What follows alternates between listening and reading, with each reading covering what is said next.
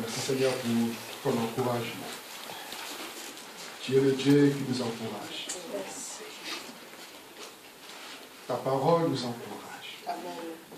Ton nom seul nous encourage. Quand nous sommes dans ta présence, nous sommes encouragés par ton esprit.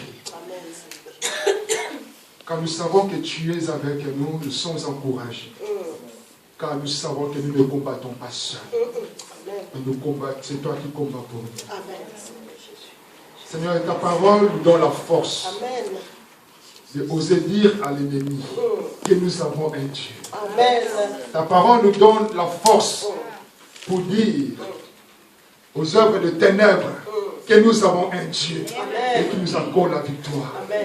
Voilà pourquoi ce matin, Seigneur, nous sommes là pour honorer seulement ton nom. Nous ne sommes pas venus ici pour passer le temps, mais nous sommes réunis ce matin pour toi et pour toi seul, pour te dire des mots d'amour, pour te célébrer et pour t'acclamer. Au nom de Jésus.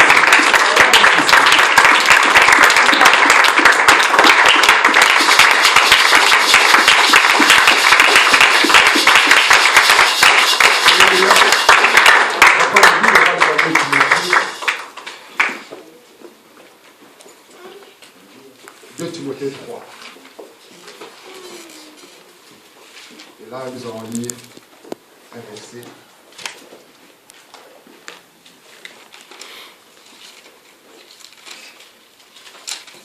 « 2 Timothée 3. On va lire le verset 12.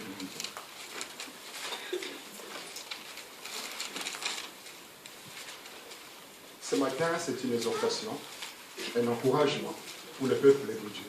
Amen. Amen. Amen. La Bible nous dit ceci dans 2 Timothée.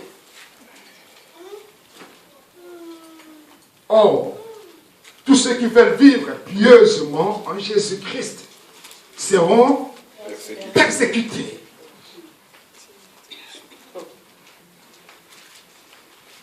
Alléluia. Amen. Or, tous ceux qui veulent vivre pieusement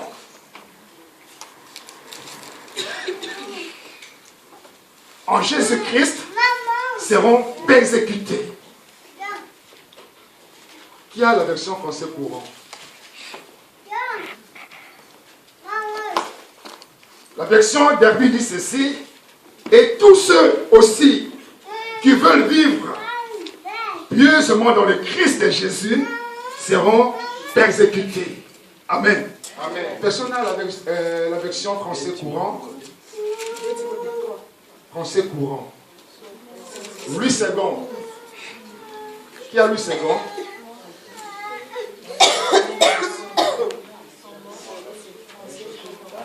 Une autre version. Une autre version, frère Maxime. C'est quelle version? Bible de l'aventure. Bible de l'aventure. Amen. On va écouter. J'ai lu au nom de Jésus. D'ailleurs, tous ceux qui veulent mener une vie fidèle à Dieu dans l'union avec Jésus-Christ seront persécutés. Amen. Amen. Tu viens de commencer, ça c'est bien. D'ailleurs, tous ceux qui veulent mener une vie fidèle à Dieu dans l'union avec Jésus-Christ seront persécutés. Mener une vie fidèle dans l'union avec Dieu. Alléluia. Amen. Mener une vie fidèle dans l'union avec Dieu, ces personnes-là seront persécutées. Ne soyons pas étonnés, mes amis, si nous vivons la persécution. Ne sois pas étonné si tu vis la persécution. Car la Bible dans Jean 15 nous dit ceci. Le Seigneur lui-même nous dit, tu peux nous lire Jean 15? Le Seigneur nous dit quelque chose de très important. Jean 15. Le verset 18 dit quoi?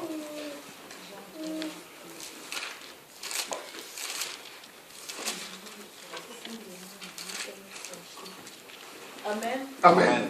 Je lis la parole du Seigneur.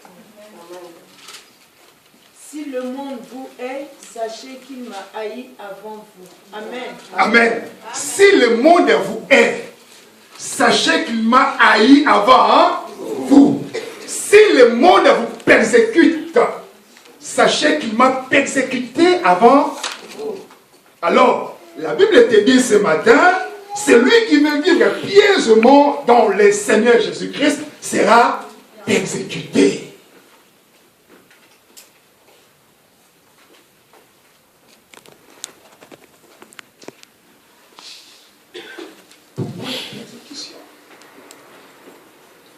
Pourquoi nous sommes autant persécutés?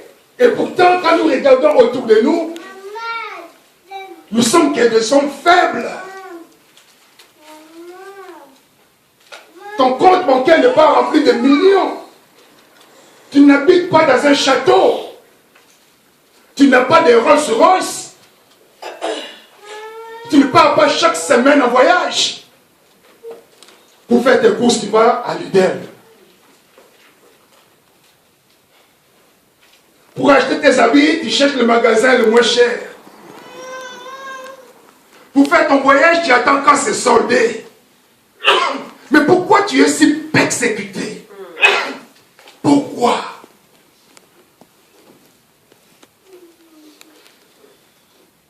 Pourquoi le diable te persécute au jour le jour? Ton âme est troublée. Ton esprit est troublé. Pourquoi? Qu'est-ce que tu as fait? Pourquoi tu es si persécuté, si pourchassé par l'ennemi pour te persécuter? Pour accabler ton âme, accabler ton esprit.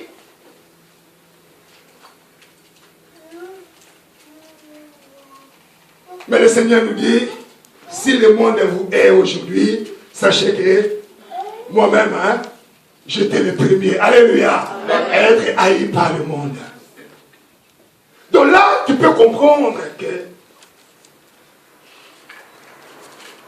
si tu es persécuté aujourd'hui, si tu es haï aujourd'hui, c'est parce que seulement tu es celui qui est devenu enfant du Seigneur. Alléluia. Amen. Tu es persécuté seulement parce que tu as pris la décision de ne pas vivre comme les gens du monde.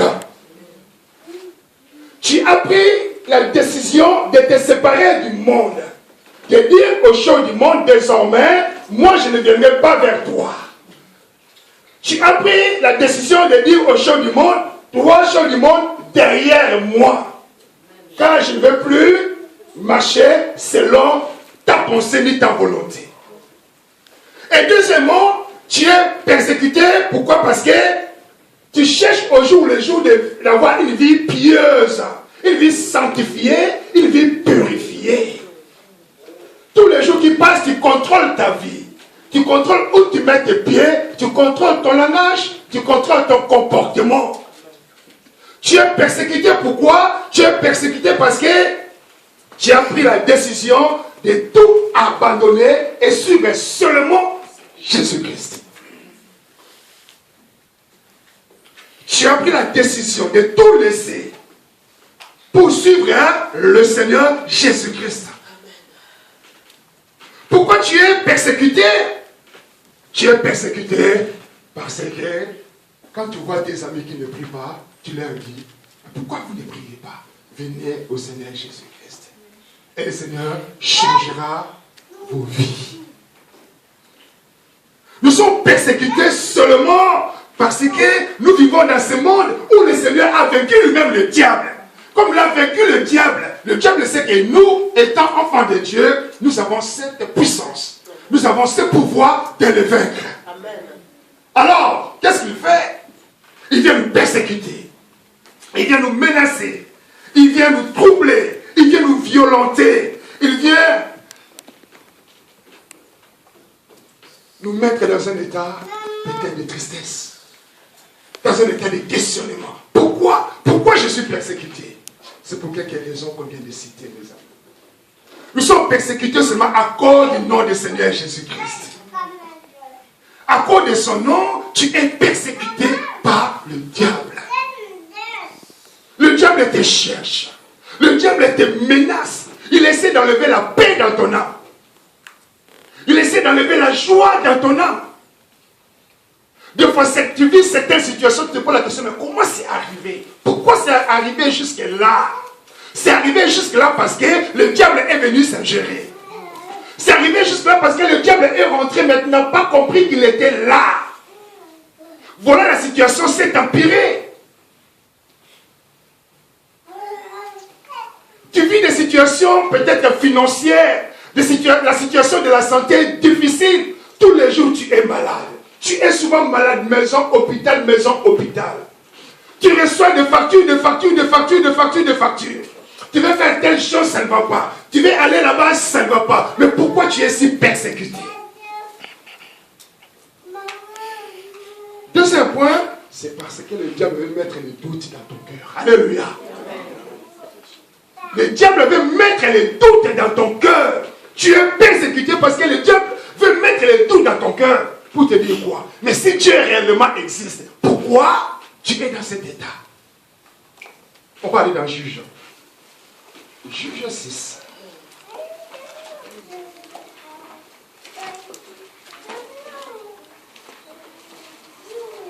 Juge 6.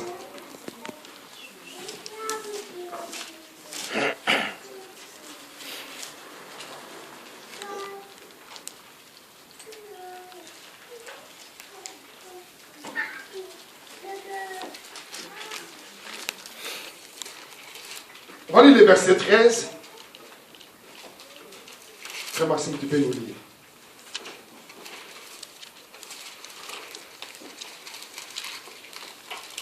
Juge chapitre 6, le verset 13.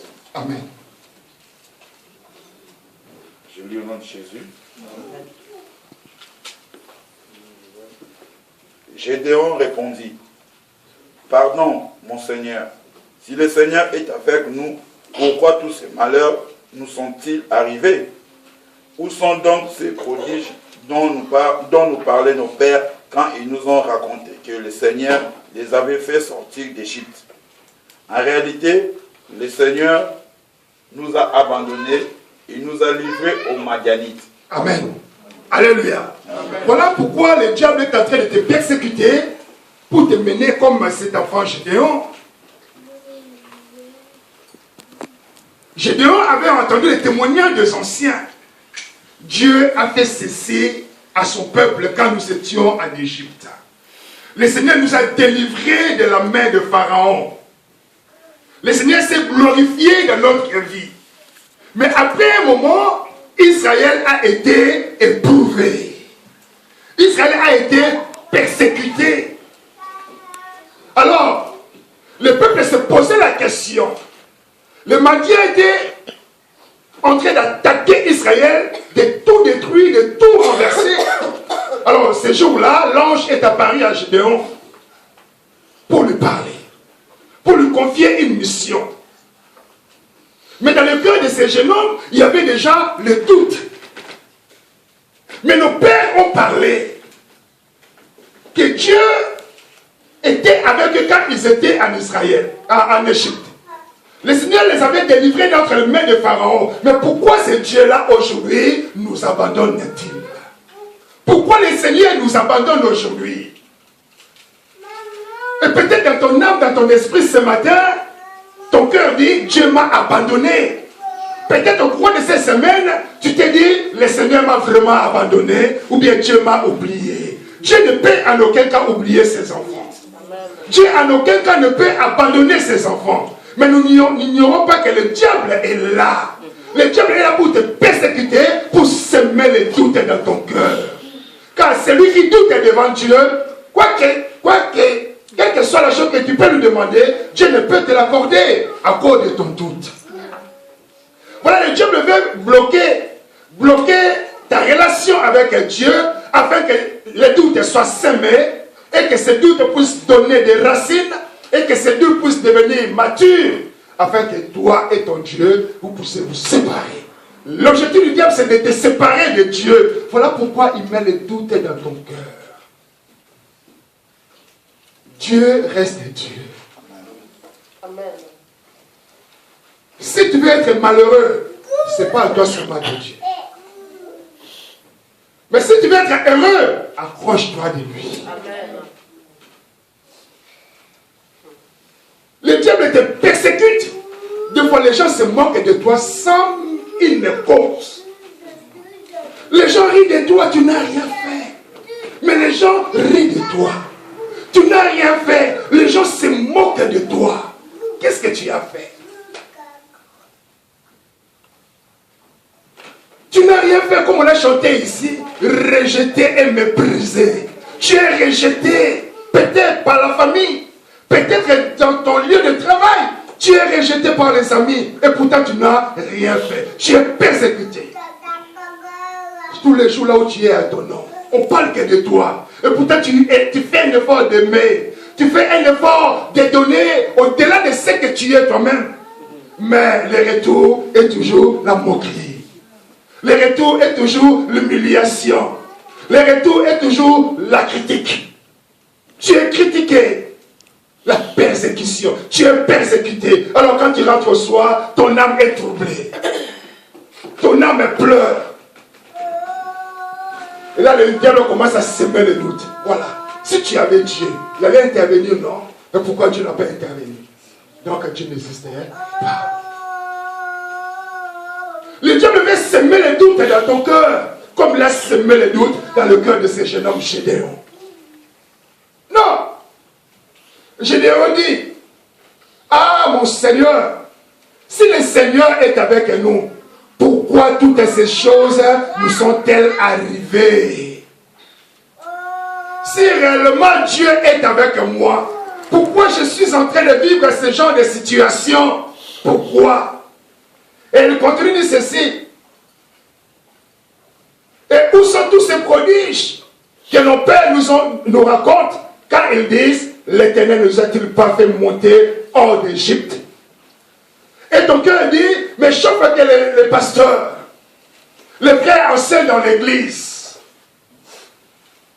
chaque fois que les pasteurs et les frères enseignent dans l'église, est-ce que ces paroles sont vraiment vraies?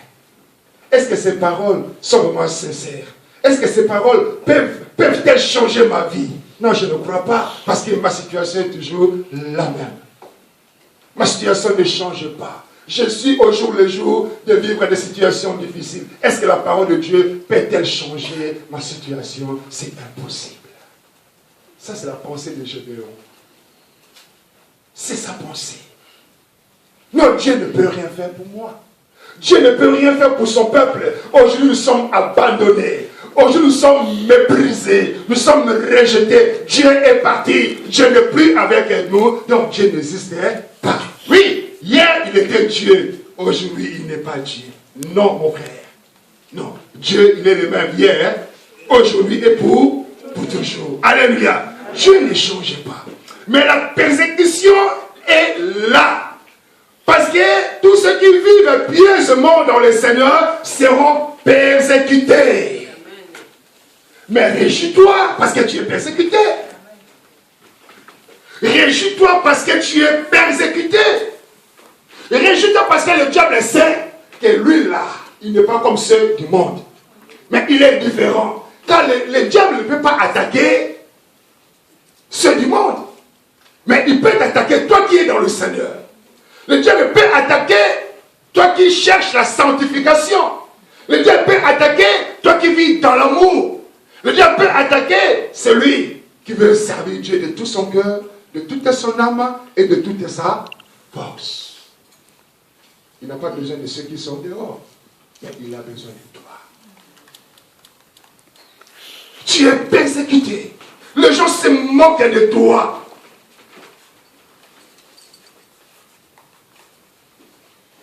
Et j'en parle mal de toi. Et pourtant, tu n'as rien fait. La persécution. Alors, on doit savoir quelque chose de très important, mes chers frères et sœurs. Il est très important d'avoir ce comportement digne d'un enfant de Dieu. Alléluia. Amen. Devant ce genre de situation, il est important d'avoir un comportement digne. Nous n'avons pas... On n'a pas le droit de renier notre Dieu. Au contraire, même dans la persécution, nous avons le droit de saisir toujours et de témoigner encore et encore le nom de notre Seigneur Jésus-Christ. Mais Même quand les gens disent, mais toi-même qui prie, regarde comment est ta vie aujourd'hui. Il faut leur dire ceci. Hein. Ma vie est entre les mains de mon Dieu. Amen. Mon Dieu là, il sait pourquoi il permet ces choses. Amen. Alléluia. Amen. Le même qui a permis, c'est le même qui me délivrera. Amen. Yes. Le même qui a envoyé, c'est le même qui va retirer. Amen. Mais souvent quand les gens parlent ainsi, quand nous rentrons, tu commences à réfléchir. C'est vrai, peut-être qu'ils ont raison.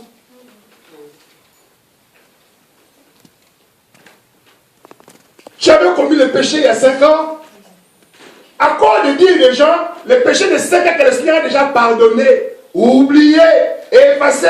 Tu viens encore te débattre du Seigneur, c'est il y a 5 ans, j'avais fait cela, pardon. Ça c'est le doute. Alléluia. C'est ce que le diable veut, s'aimer les doutes dans le cœur. Là maintenant, il pourra t'avoir. Là maintenant, il pourra te frapper sincèrement. Là maintenant, il pourra te renverser. Là, il va aller aussi près de Dieu pour t'accuser. Et tu vois, tu disais que celui-là, c'est ton fils, non? Regarde aujourd'hui. Il est où? Il est dans ma main. Devant la persécution, mes frères et sœurs, il ne faut pas trembler. Alléluia. Il ne faut pas trembler devant la persécution. Au contraire, sois fort. Sois fort. Ne tremble pas.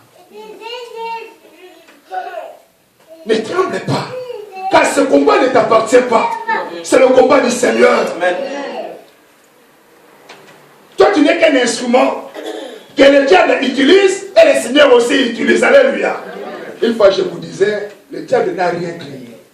Mais il utilise les choses que Dieu a créées pour faire du mal aux enfants de Dieu. Donc nous sommes aussi comme des instruments du diable. Mais ne laisse pas le diable utiliser cet instrument. Mais résiste au diable. Car ton corps, ce n'est pas le temple du diable. Mais ton corps est le temple du Saint-Esprit. Laisse que le Seigneur rentre dans ce corps. Afin qu'il l'utilise comme lui-même le désire. Ne tremble pas devant la persécution. Quand il y a la persécution, mon ami, élève ta voix et prie le Seigneur. Implore le Seigneur. Demande sa grâce. Demande sa faveur. Supplie le Seigneur. Dis Seigneur, interviens. Dis Seigneur, j'ai besoin de toi. Amen. Dis Seigneur, aide-moi. Seigneur, délivre-moi. Et le Seigneur lui-même te dit ceci, pendant la persécution, le Seigneur ne permettra pas que tu sois persécuté au-delà de ta force. Alléluia. Amen. Donc le Seigneur lui-même te donne la force nécessaire pour résister. Il te donne le moyen nécessaire pour résister afin que tu ne tombes pas. Afin que tu ne tombes pas, il te donne le moyen, il te donne la force, il te donne les capacités pour résister à la force du diable. Pour résister à la persécution, il te donne la force nécessaire.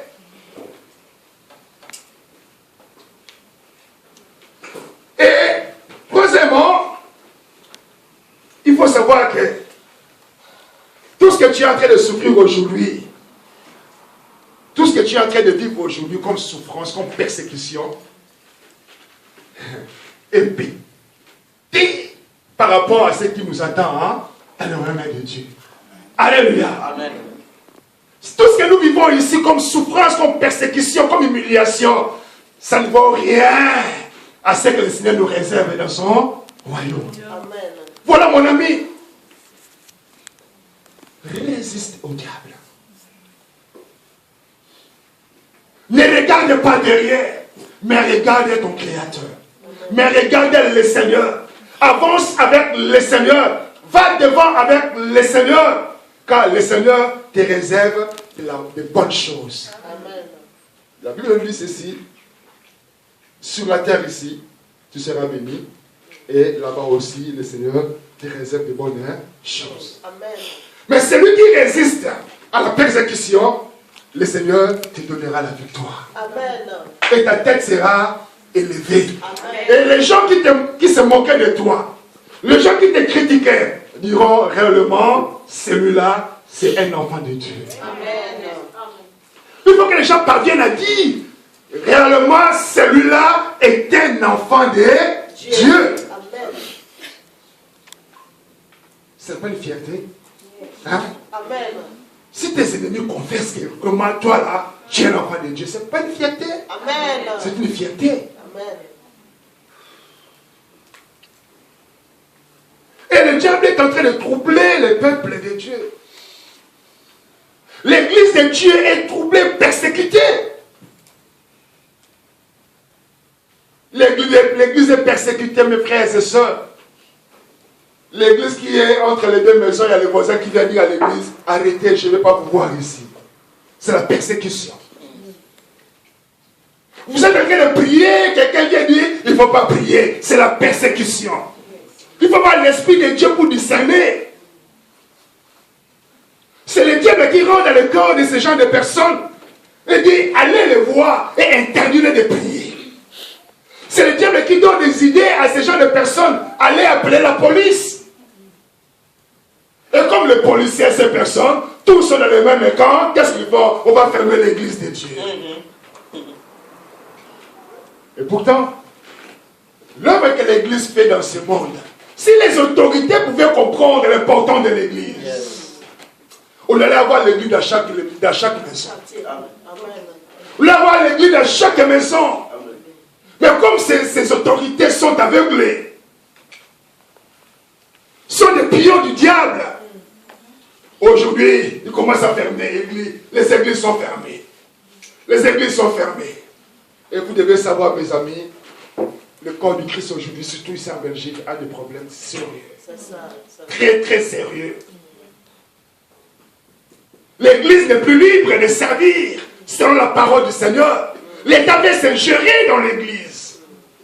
L'État veut imposer ses idées dans l'église. L'État veut nous obliger de commettre des choses infâmes. Que le Seigneur lui-même nous dit, il ne faut pas le faire. Mais l'État nous dit, il faut le faire. Qui on doit obéir? Alors si tu n'obéis pas l'État, comme c'est lui l'État, comme c'est lui qui décide, lui aussi décide contre toi. Ils vont voir ce qu'on va leur faire. Le corps du Christ ici en Belgique souffre. Le corps du Christ est en train de traverser la persécution. Mais nous continuons à fléchir nos genoux. Nous continuons à prier le Seigneur. Nous continuons à supplier le Seigneur. Car ces personnes oublient que toute autorité vient de Dieu. Si elles sont là, c'est parce que Dieu l'a voulu.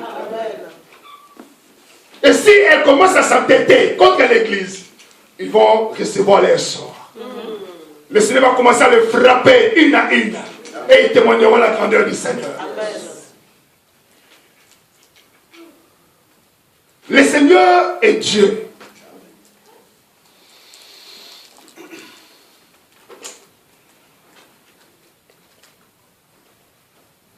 On doit avoir ce comportement, mes frères et sœurs, en sachant que nous sommes des vainqueurs.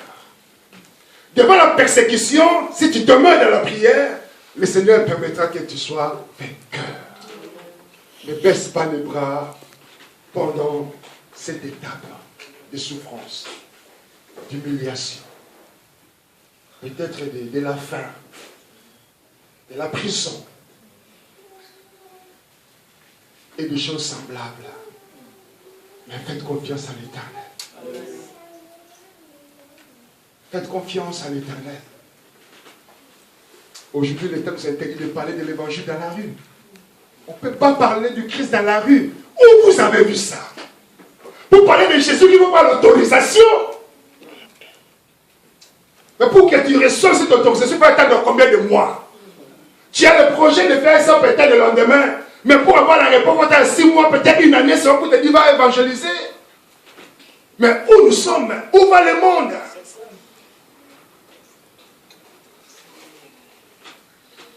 C'est pour cela, ces nations ont tout le temps de problèmes. Rien ne va. Tout est coincé, tout est bloqué, tout est fermé. Rien ne va. Le pays ne va pas. Les autorités sont à bout. Et pourtant, la solution est là.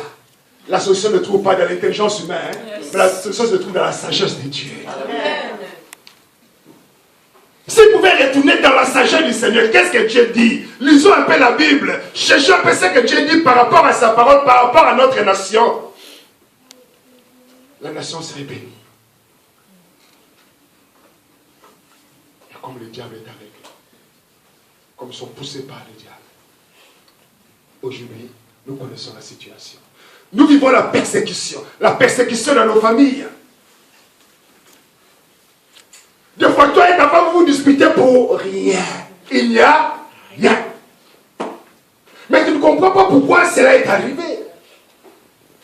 Le frère est fâché. La soeur est fâchée. Mais quand tu rentres dans ton cœur, tu cherches maintenant quel est le vrai problème. Tu regardes, il n'y a rien. Et vous êtes disputé terriblement même. Même elle est fâchée, elle est partie. Tu m'énerves pour rien.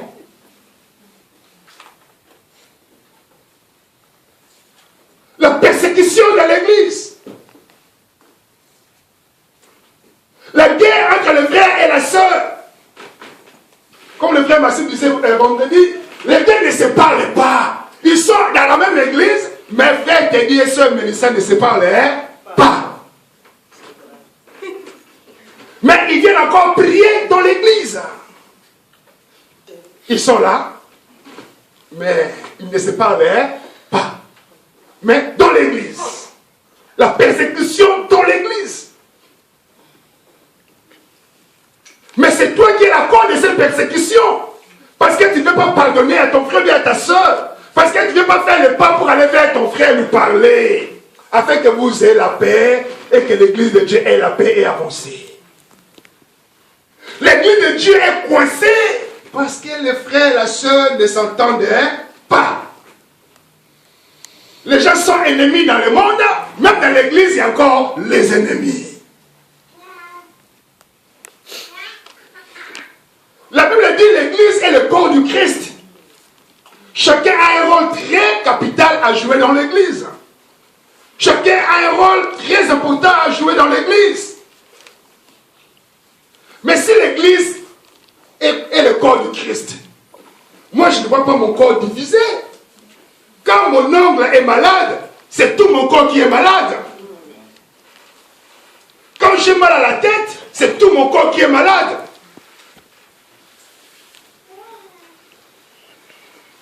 Mais dans l'église, le frère, la soeur ne se parlent pas. L'autre dit, moi je suis pour Teddy. Et l'autre dit, moi je suis pour Maxime. Mais pourquoi cette division?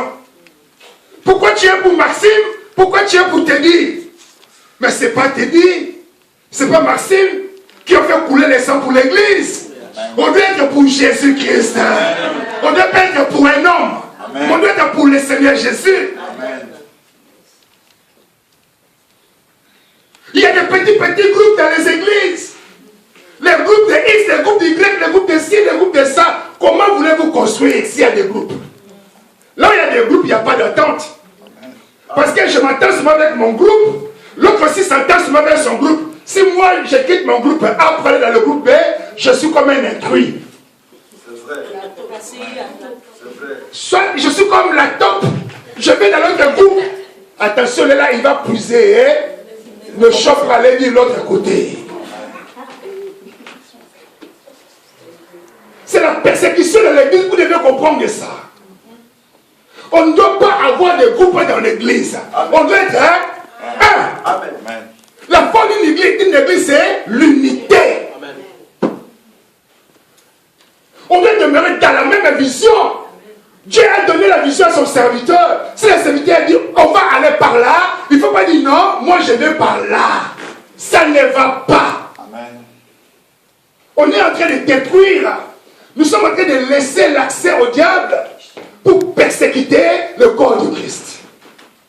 Malheureusement, beaucoup de gens aujourd'hui, des centaines de milliers de personnes Peut-être des millions de personnes aujourd'hui ont donné dos au Seigneur. À cause de quoi? À cause de la persécution qui est rentrée dans l'église. Les gens ont manqué la sagesse de comprendre et de discerner. Les faibles ont pris la décision de ne plus retourner dans le Seigneur. La persécution dans l'église. Le corps du Christ est persécuté.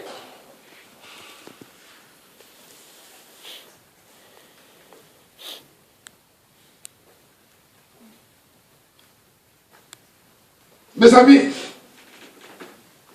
le Seigneur, ce matin, voulait nous encourager. Il veut seulement t'encourager ce matin pour te dire la persécution est là. Toi qui veux suivre le Seigneur Jésus-Christ, toi qui veux marcher dans la sanctification, dans la sainteté, dans la vérité, dans l'amour, sache que tu seras persécuté. Mais pendant ces persécutions, tu ne seras pas seul. Christ est toujours avec toi. En aucun cas, le Seigneur peut t'abandonner. Il est là avec toi, il marchera avec toi et lui-même te donnera la victoire devant ces persécutions. Ne fais pas la marche arrière. Ne laisse pas les doutes prendre la place dans ton âme. Te dis, mais depuis que tu pries, depuis que tu demandes, depuis que tu es là, rien ne change. Ne laisse pas le doute prendre la place dans ton âme comme cet enfant Gédéon avait eu ce comportement. Le Seigneur ne peut en aucun cas t'abandonner. Le Seigneur en aucun cas ne peut te laisser. Il est Dieu. Il est Seigneur. Sache que le Seigneur t'aime. S'il ne t'aimait pas, il n'allait pas accepter la croix. Mais il a accepté la croix parce qu'il t'aime. Il l'a fait par amour. Et pour amour pour toi, il a accepté la croix. Donc, il ne peut pas te laisser. Le Seigneur ne peut pas te laisser. Alors, on va aller pour terminer dans Hébreux.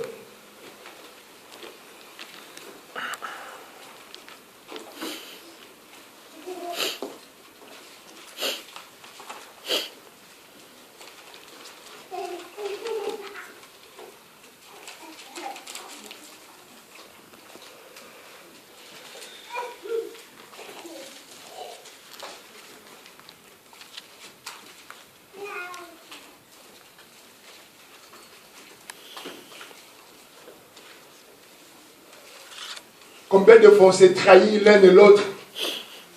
Trahi ton frère. Tu trahis ta soeur. Combien de fois même le chrétien confesse? Lui là, je ne l'aime pas.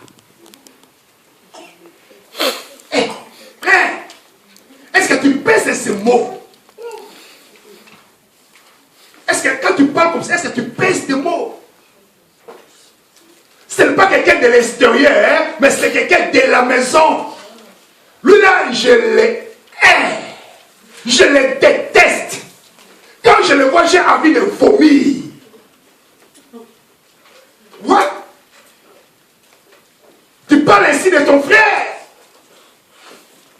Tu parles ainsi de ta soeur. Ça, c'est la persécution. Celui qui a un tel langage, il est persécuté par le diable. Tu es l'instrument que le diable utilise pour briser le cœur de son peuple. Tu es l'instrument que le diable utilise, manipule, pour détruire l'église, le corps du Christ. Tu es le canal par lequel le diable rentre, pour refroidir la joie de ton frère, la joie de ta soeur. Tu es le canal que le diable utilise pour décourager les gens. Combien de fois tu as croisé certaines personnes dans la rue et te dis, mais toi tu vas dans cette église là, quel mauvais choix. Quel mauvais choix. La persécution. Car le diable sait que c'est là où tu vas recevoir ta bénédiction. Alors je dois tout faire pour l'enlever là. Car si tes pieds ne sont pas là où Dieu veut que tu sois, alléluia, tu peux prier comme Dieu ne recevra jamais la bénédiction de l'Éternel.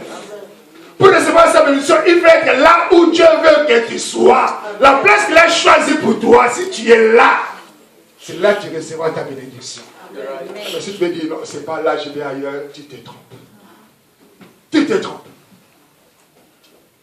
Le diable sait, il envoie ses instruments. Va le voir, dis-lui, il fait quoi là-bas? Il est parti. Parce que si tu restes là, 1 année, 2 ans, 3 ans, 4 ans, 5 ans, 10 ans après, tu seras épanoui, tu seras élevé, tu seras celui qui va commencer même à faire de grandes choses. Amen. Voilà pourquoi le diable vient te frapper aujourd'hui. Avec des paroles séductrices. Pour t'éloigner du Seigneur. Tu fais quoi là-bas?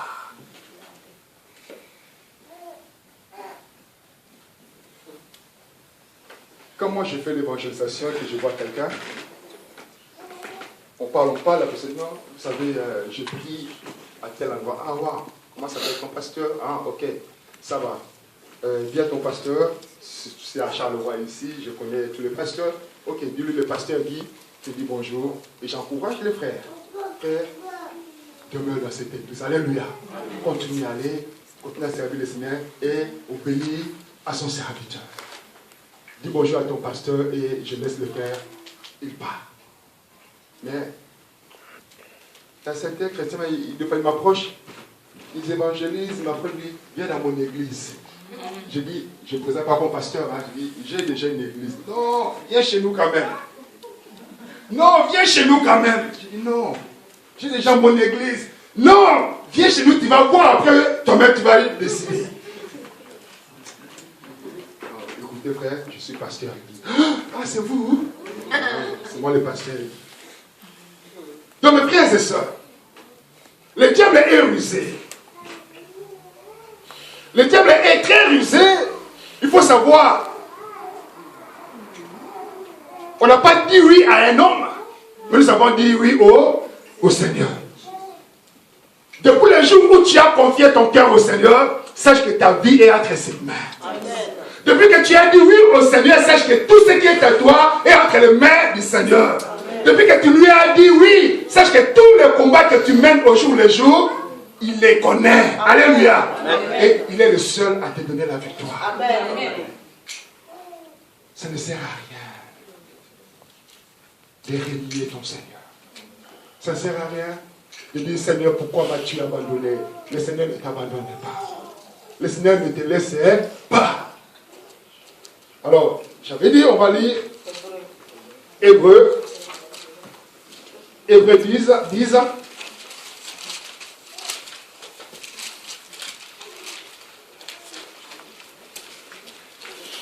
Hébreux 10. On va lire le verset 35 au verset 39. La Bible nous dit ceci. N'abandonnez donc pas votre assurance à laquelle est attachée une grande rémunération. Car vous avez besoin de la persévérance afin qu'après avoir accompli la volonté de Dieu, vous obteniez ce qui vous est promis. Encore un peu de temps, celui qui doit venir viendra. Il ne tardera pas. Et mon juste vivra par la foi. S'il se retire, mon âme ne prend pas plaisir en lui. Nous ne sommes pas de ceux qui se retirent pour se perdre, mais de ceux qui ont la foi pour sauver leur âme. Amen. Acclamons la parole du Seigneur.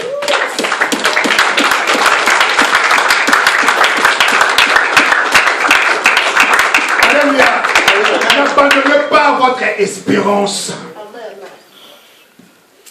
N'abandonnez pas votre foi. Ne laissez pas les épreuves, la persécution vous éloigner du Seigneur. Mais attachez-vous au Seigneur, car la vraie rémunération ne viendra pas des hommes, mais la vraie rémunération viendra de notre Seigneur Jésus-Christ.